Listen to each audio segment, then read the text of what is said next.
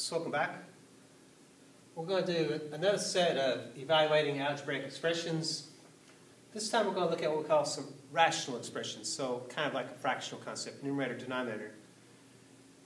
So again, we have different letters this time. X is assigned to 4, Y is assigned to -5, Z is assigned to 2, and W is equal to a -3. So again, we have to replace our letters with the appropriate numbers. So Z will be replaced with a 2, minus then 2, and then remember 2y represents multiplication, so it's 2 times a -5 there. And then over x, which is 4. So the first thing I'm seeing is I want to kind of simplify each top part of the fraction, so I want to work the top out first. And actually there's nothing really to do on the bottom but just to bring the 4 into the problem. So also you have subtraction and multiplication. I actually got to do that multiplication first.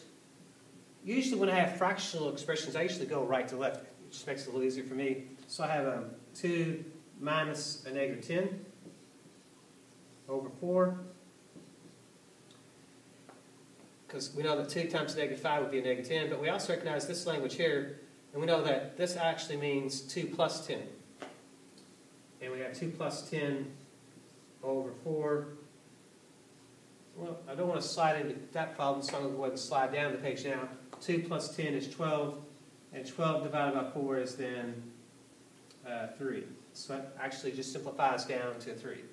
So again, when you evaluate expressions, another thing we're essentially doing is we're actually going to be simplifying the problems down, working it out.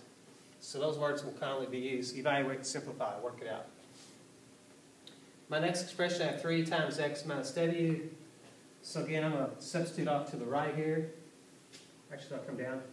So I have 3 times 4 minus w, which is a -3.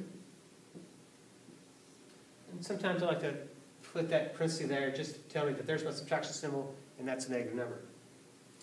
So I have 2 times x. X is 4 plus -3. So again, I want to work at the numerator. The first thing I recognize is I got to multiply. That's going to be 12 minus a -3.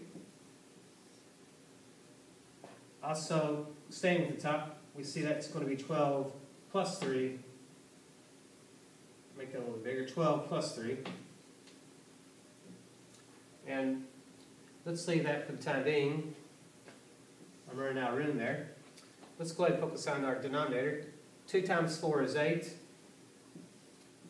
8 plus -3. And 8 plus -3 is going to be 5. So it looks like I have 15 divided by 5, which in turn also changes into a 3. So it also simplifies down to a 3. Okay? So it takes a little bit of thinking to just delay the problem out sometimes. So when you work a problem out, make sure you leave yourself plenty of room to kind of give it a direction. And usually with rational expressions, they flow a little bit easier, it seems like, from left to right. Except for, well, you get to a spot there, you have to sometimes slide back down the page. So it's a little bit of an art form in itself, working these problems out. Stay tuned.